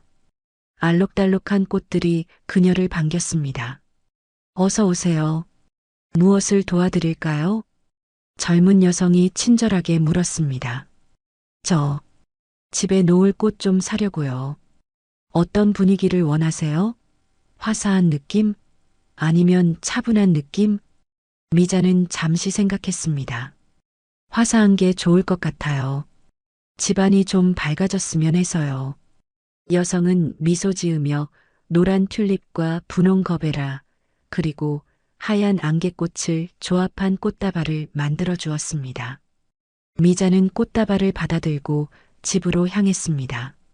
집에 돌아온 미자는 화병을 찾아 꽃을 꽂았습니다. 오랫동안 사용하지 않았던 화병이었지만 물로 씻어내자 예전의 빛을 되찾았습니다. 꽃이 놓인 거실이 갑자기 환해진 것 같았습니다. 미자는 소파에 앉아 잠시 자신의 집을 둘러보았습니다. 수십 년 동안 살아온 이곳, 정우의 어린 시절부터 성인이 될 때까지, 그리고 그 후의 배신까지 모든 기억이 이 벽과 천장에 배어 있었습니다. 하지만 이제 그녀는 새로운 시작을 준비하고 있었습니다. 초인종 소리에 미자는 깊은 생각에서 깨어났습니다. 문을 열자 순자가 서 있었습니다. 미자야, 잘 지냈어? 너 요새 부동산 다닌다면서? 순자는 언제나처럼 활기찼습니다. 미자는 친구를 거실로 안내했습니다. 응, 집 좀 알아보고 있어. 이제 여기서 나가고 싶어서.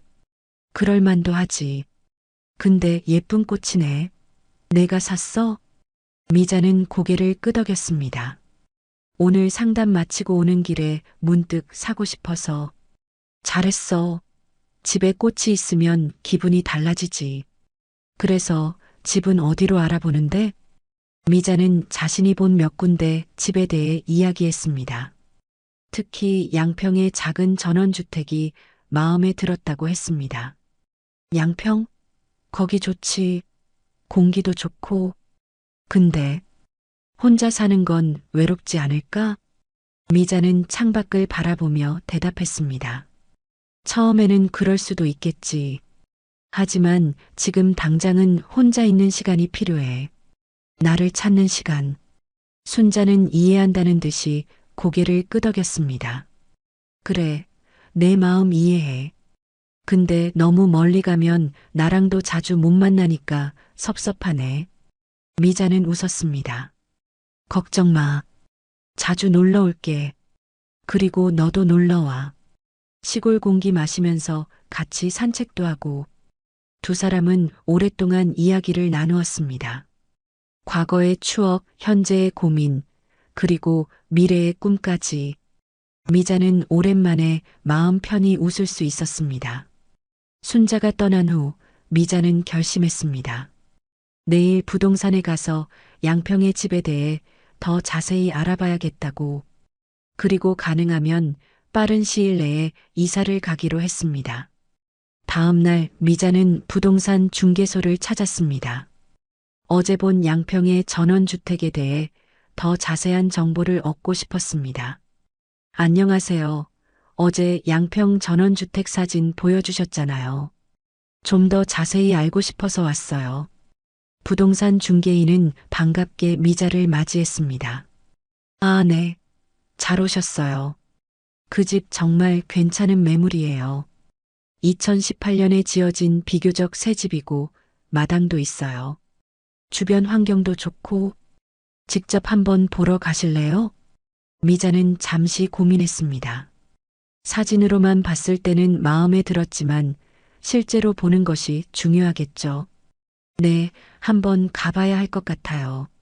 언제 갈 수 있을까요? 내일 오전에 시간 되세요? 제가 모셔다 드릴게요. 약속을 잡고 나오면서 미자는 설레는 마음을 느꼈습니다. 새로운 집, 새로운 시작. 모든 것이 기대되었습니다. 집에 돌아와 미자는 정우의 사진들을 정리하기 시작했습니다. 이사를 가려면 짐을 정리해야 했고 그 중에서도 가장 정리하기 어려운 것이 정우와 관련된 물건들이었습니다. 그의 어릴 적 옷, 장난감, 학교 상장들. 미자는 하나하나 살펴보며 어떤 것을 가져갈지, 어떤 것을 버릴지 결정했습니다. 한 상자에 몇 장의 사진과 소중한 기념품들만 담고 나머지는 모두 버리기로 했습니다. 그것이 그녀가 앞으로 나아가는데 필요한 결정이었습니다. 정리를 하던 중 미자는 오래된 일기장을 발견했습니다. 그녀가 정우를 키우면서 쓴 일기였습니다. 조심스럽게 일기장을 펼쳤습니다. 오늘 정우가 첫걸음마를 뗐다. 그 작은 발로 비틀거리며 걷는 모습이 너무 사랑스러웠다. 힘들게 혼자 키우고 있지만 이런 순간들이 있어 행복하다. 미자의 눈에 눈물이 고였습니다. 하지만 이번의 눈물은 예전과 달랐습니다. 슬픔만이 아닌 그 시절의 순수한 행복에 대한 그리움이었습니다. 일기장을 덮고 미자는 창가로 향했습니다. 저녁 노을이 아름답게 지고 있었습니다. 그녀는 문득 정우를 찾아가 봐야겠다는 생각이 들었습니다. 이사를 가기 전에 마지막으로 한번, 그리고 정말로 마지막 작별 인사를 해야 할 것 같았습니다. 다음 날 부동산 중개인과 함께 양평의 전원주택을 보러 갔습니다. 서울에서 1시간 반 정도 걸리는 거리였지만 그만한 가치가 있었습니다. 도착한 집은 사진으로 본 것보다 더 아름다웠습니다. 작지만 정갈한 마당, 햇빛이 잘 드는 거실, 그리고 주변의 푸른 자연. 미자는 첫눈에 이 집이 마음에 들었습니다. 어떠세요? 마음에 드시나요? 부동산 중개인이 물었습니다. 미자는 미소를 지으며 고개를 끄덕였습니다. 네, 정말 좋네요. 가격은 어떻게 되나요? 3억 2천만 원입니다. 여사님, 아파트 파시면 충분히 가능하실 거예요. 미자는 집안을 한 번 더 둘러보았습니다. 이곳에서 새로운 삶을 시작하는 모습이 그려졌습니다. 아침에 일어나 마당에 핀 꽃을 보고 직접 텃밭을 가꾸고 저녁에는 별이 빛나는 하늘을 바라보며 차 한 잔. 생각만 해도 마음이 평화로워졌습니다. 계약 진행해 주세요. 저 이 집으로 할게요. 부동산 중개인은 기뻐하며 필요한 서류와 절차에 대해 설명해 주었습니다. 집으로 돌아오는 길에 미자는 창밖의 풍경을 바라보며 생각했습니다. 이제 정말로 새로운 시작이 눈앞에 와 있었습니다. 집에 도착해 미자는 다이어리를 펼쳐 내일 일정을 확인했습니다. 오전에는 은행에 가서 주택계약금 관련 일을 처리하고 오후에는 미자는 깊게 숨을 들이마셨습니다. 오후에는 정우가 있는 교도소에 방문하기로 했습니다. 방문 신청은 이미 해둔 상태였습니다. 김영사의 도움으로 절차가 순조롭게 진행되었고 내일이면 3달 만에 다시 정우를 만나게 될 것입니다. 미자는 가슴이 조금 두근거렸습니다. 과연 그를 다시 마주했을 때 어떤 감정이 들까요? 잠자리에 들기 전 미자는 수정에게 전화를 걸었습니다. 수정 선생님, 내일 정우를 만나러 가요. 정말요? 마음의 준비는 되셨나요? 네. 이사 가기 전에 마지막으로 한번 만나야 할 것 같아서요. 모든 것을 정리하고 새 출발을 하고 싶어요. 정말 현명한 결정이세요. 마음이 무거우시면 언제든 연락 주세요. 미자는 감사의 인사를 전하고 전화를 끊었습니다. 창밖을 바라보니 별이 유난히 밝게 빛나고 있었습니다. 내일은 중요한 날이 될 것입니다. 그녀의 과거와 마주하고 미래를 향해 나아가는 날. 아침이 밝았습니다. 미자는 평소보다 일찍 눈을 떴습니다. 오늘은 중요한 날이니까요. 그녀는 천천히 일어나 준비를 시작했습니다. 오랜만에 정장을 꺼내 입었습니다. 단정하지만 부담스럽지 않은 감색 원피스에 가벼운 카디건을 걸쳤습니다. 거울 앞에 선 미자는 자신의 모습을 바라보았습니다. 석 달 전과 비교하면 많이 달라져 있었습니다. 눈빛에 생기가 돌고 얼굴색도 좋아졌습니다. 무엇보다 그녀의 표정이 달라졌습니다. 이제 그녀의 얼굴에는 결연한 의지가 보였습니다. 오전에 은행 업무를 마치고 미자는 택시를 타고 교도소로 향했습니다. 창밖으로 흘러가는 풍경을 바라보며 그녀는 정우에게 어떤 말을 해야 할지 고민했습니다. 교도소에 도착하자 방문 절차가 시작되었습니다. 신분증 확인, 소지품 검사, 그리고 방문 목적 진술. 모든 것이 낯설었지만 미자는 차분하게 절차를 따랐습니다. 박 여사님, 이쪽으로 오세요. 교도관이 미자를 면회실로 안내했습니다. 이번에는 재판 당시와 달리 유리창이 있는 면회실이었습니다. 미자는 지정된 자리에 앉아 기다렸습니다. 가슴이 두근거렸지만 이상하게도 두려움은 없었습니다. 잠시 후 문이 열리고 정우가 들어왔습니다. 수감복을 입은 그의 모습은 여전히 낯설었습니다. 그는 미자를 보자 잠시 멈칫했다가 천천히 자리에 앉았습니다. 어머니, 오셨네요. 정우의 목소리가 작게 들렸습니다. 미자는 그를 바라보았습니다. 석 달 만에 보는 아들의 모습은 더 야위어 있었고 눈 밑에는 다크서클이 짙게 내려앉아 있었습니다. 정우야, 잘 지내니? 미자는 가능한 한 평온한 목소리로 물었습니다. 네, 그냥 그렇게 지냅니다. 어머니는 어떠세요? 나는 많이 나아졌어. 이제 밤에 악몽도 덜 꾸고. 정우의 얼굴에 죄책감이 스쳤습니다. 그는 고개를 숙였습니다.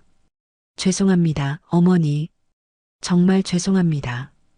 미자는 잠시 침묵했습니다. 그리고 천천히 말을 이었습니다. 정우야, 오늘 널 만나러 온 이유가 있어. 내가 곧 이사를 가거든. 정우는 놀란 표정으로 고개를 들었습니다. 이사요? 어디로? 양평이야. 작은 전원주택을 구했어. 서울에서는 이제 더 이상 살기 싫어서. 정우는 이해한다는 듯이 고개를 끄덕였습니다. 그래요. 좋은 결정인 것 같아요. 어머니에게는 새로운 시작이 필요하시니까. 미자는 가방에서 작은 봉투를 꺼냈습니다. 그 안에는 정우의 어릴 적 사진 한 장이 들어 있었습니다. 5살 때 공원에서 찍은 사진이었습니다. 이 사진만 남기고 다른 건 다 정리했어. 새로 시작하려면 그래야 할 것 같아서. 정우는 유리창 너머로 사진을 바라보았습니다. 그의 눈에 눈물이 고였습니다. 그래요. 어머니가 그러셔야 마음이 편하실 거예요. 미자는 사진을 다시 가방에 넣었습니다. 그리고 결연한 목소리로 말했습니다. 정우야, 난 내가 한 일을 용서하지 않아. 그럴 수 없어. 하지만 미자는 깊게 숨을 들이마시고 계속했습니다. 하지만 이제 너에 대한 미움도 놓으려고 해. 미움을 간직한 채로는 내가 앞으로 나아갈 수 없으니까. 넌 내 죗값을 치르고 나는 내 삶을 살아갈 거야. 정우의 눈에서 눈물이 흘러내렸습니다. 어머니, 정말 감사합니다. 제가 이 안에서 할 수 있는 일이라면 정말로 반성하고 어머니가 살아갈 수 있도록 가만히 있는 것뿐인 것 같아요. 미자는 고개를 끄덕였습니다. 그래, 그게 내가 할 수 있는 최선이야. 앞으로는 나를 찾지 마. 편지도 보내지 마.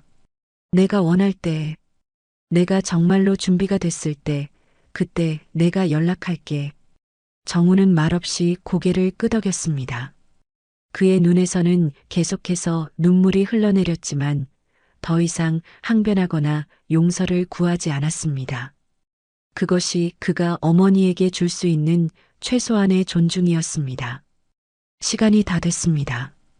교도관의 안내에 미자는 천천히 일어났습니다.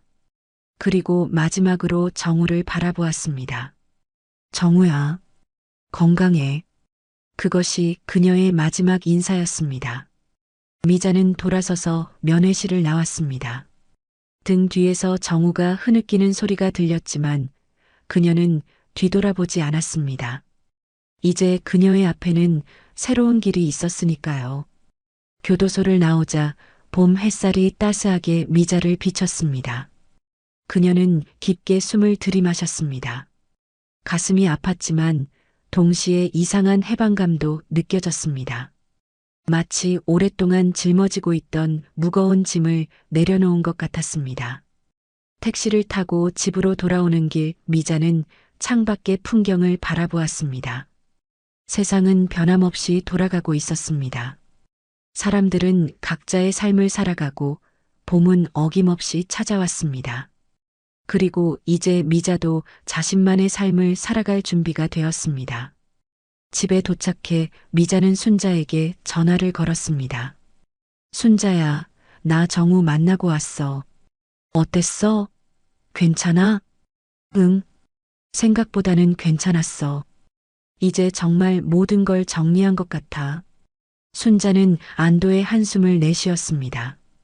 다행이다. 많이 힘들었을 텐데. 이제 정말 새로운 시작이네.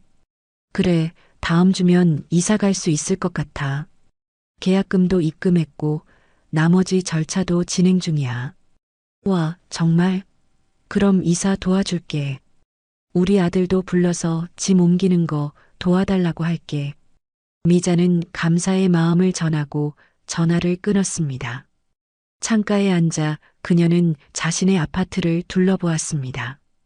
이제 며칠 후면 이곳을 떠나게 됩니다. 30년 동안의 기억이 담긴 집. 그러나 미자는 더 이상 미련이 없었습니다. 그녀는 이제 앞만 보고 나아갈 준비가 되어 있었으니까요. 다음 날부터 미자는 본격적으로 이사 준비를 시작했습니다. 필요한 물건과 버릴 물건을 분류하고 새 집에 맞는 가구도 알아보았습니다. 그녀는 오랜만에 활기차게 움직였습니다. 이사는 단순히 장소의 이동이 아니라 그녀의 새로운 삶의 시작을 의미했으니까요. 일주일 후 드디어 이사 당일이 되었습니다. 순자와 그녀의 아들, 그리고 몇몇 이웃들이 도와주어 이사는 생각보다 수월하게 진행되었습니다. 오후에 모든 짐이 양평의 새 집으로 옮겨졌고 미자는 마지막으로 빈 아파트를 둘러보았습니다. 미자야, 이제 가자. 다 끝났어. 순자가 문 앞에서 불렀습니다. 미자는 고개를 끄덕이며 천천히 현관으로 향했습니다. 문을 닫기 전 그녀는 마지막으로 한마디를 남겼습니다. 안녕. 그리고 고마워. 그것은 이 집에 대한 그리고 그녀의 과거에 대한 작별 인사였습니다. 양평의 새 집에 도착했을 때 해는 이미 서쪽으로 기울고 있었습니다. 마당에는 꽃나무들이 심어져 있었고 작은 텃밭도 준비되어 있었습니다. 미자는 집 안으로 들어가 창문을 열었습니다. 신선한 공기가 집 안을 가득 채웠습니다. 여기 정말 좋다. 공기가 다르네. 순자가 감탄했습니다. 미자는 미소를 지었습니다. 그래, 정말 좋아. 여기서 새로 시작할 수 있을 것 같아. 짐 정리는 내일부터 천천히 하기로 하고 그날 저녁 미자는 순자와 함께 간단한 저녁 식사를 했습니다. 순자의 아들은 서울로 돌아갔고 두 사람은 새 집의 거실에서 와인 한 잔을 나눴습니다. 미자야, 넌 정말 대단해. 이런 일을 겪고도 이렇게 다시 일어서다니. 순자의 말에 미자는 미소를 지었습니다. 난 그저 살아가는 거야. 무너지고 싶을 때도 많았지만 그래도 살아야 하니까. 그래도 쉬운 일 아니야. 자랑스러워.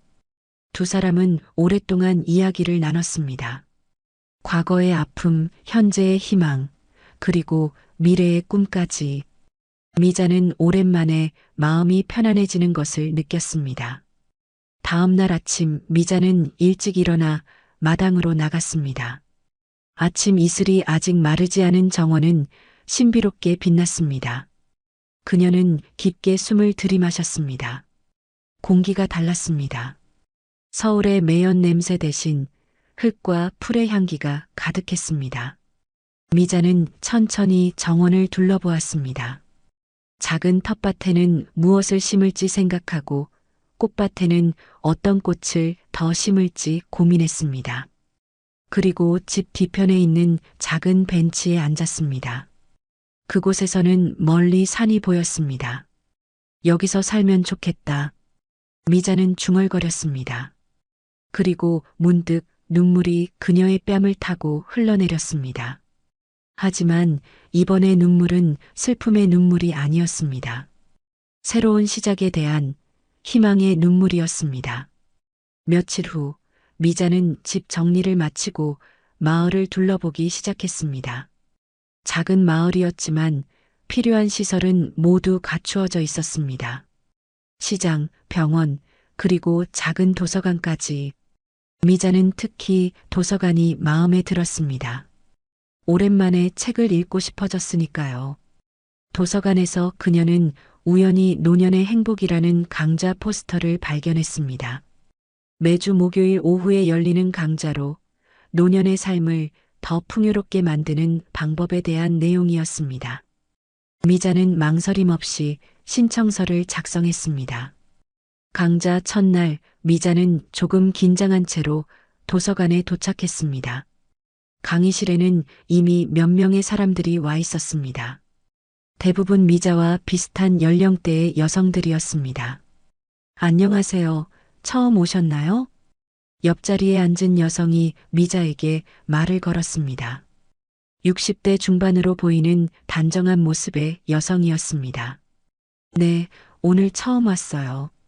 사실 이사 온 지 얼마 안 돼서. 아, 그러시구나. 저는 김영이라고 합니다. 이 마을에서 10년 넘게 살았어요. 미자는 자신을 소개했고 두 사람은 금세 대화를 나누기 시작했습니다. 강의가 시작되기 전 미자는 이미 새로운 친구를 사귀게 된 것 같았습니다. 강의는 생각보다 흥미로웠습니다. 노년기의 건강관리, 취미 활동의 중요성, 그리고 사회적 관계 유지하기, 모두 미자에게 필요한 주제들이었습니다. 강의가 끝난 후 영희는 미자에게 제안을 했습니다. 우리 마을에 작은 정원 가꾸기 모임이 있어요. 매주 토요일 오전에 모여서 서로의 정원을 돌아보고 조언도 해주고. 관심 있으세요? 미자는 즉시 관심을 보였습니다. 그녀는 항상 꽃과 식물을 좋아했고 새 집에는 가꿀 정원이 있으니까요. 정말 좋을 것 같아요. 저도 참여할 수 있을까요? 물론이죠. 이번 토요일에 제 집에서 모임이 있어요. 함께 가시죠.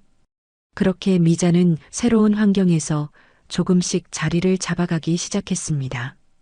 정원 가꾸기 모임, 도서관 강좌, 그리고 마을 봉사활동까지 그녀의 일상은 점점 풍요로워졌습니다. 하루는 텃밭에서 일하던 미자에게 영희가 전화를 걸어왔습니다. 미자 씨, 우리 마을에서 초등학교 아이들을 위한 봉사활동을 시작하려고 해요. 일주일에 한 번씩 아이들에게 옛날 이야기도 들려주고 간식도 만들어주는 거예요. 관심 있으세요? 미자는 잠시 생각했습니다. 아이들과 함께하는 시간. 그것은 그녀에게 새로운 경험이 될 것입니다. 좋아요. 저도 참여할게요. 그렇게 미자의 삶은 조금씩 변화했습니다. 더 이상 과거의 상처에 갇혀 있지 않고 새로운 사람들, 새로운 경험과 함께 하루하루를 채워갔습니다. 때로는 여전히 정우를 생각하며 가슴이 아팠지만 그런 순간도 점점 줄어들었습니다. 여름이 시작되고 미자의 정원은 아름답게 꽃 피었습니다. 그녀가 직접 심은 장미, 백합, 그리고 작은 텃밭의 토마토와 상추까지 모두 그녀의 손길로 자라난 것들이었습니다.